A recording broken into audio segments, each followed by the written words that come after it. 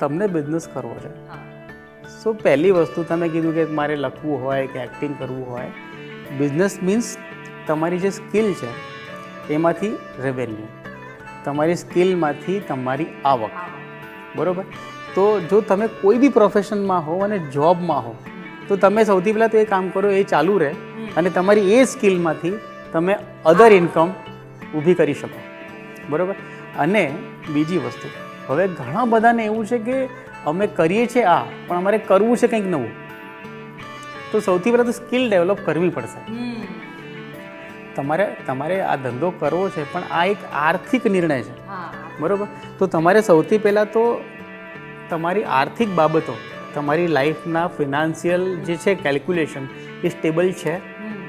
જો એ સ્ટેબલ હોય તો તમે તમારા સમયનો થોડોક ભાગ એને આપો અને એ દિશામાં જાઓ.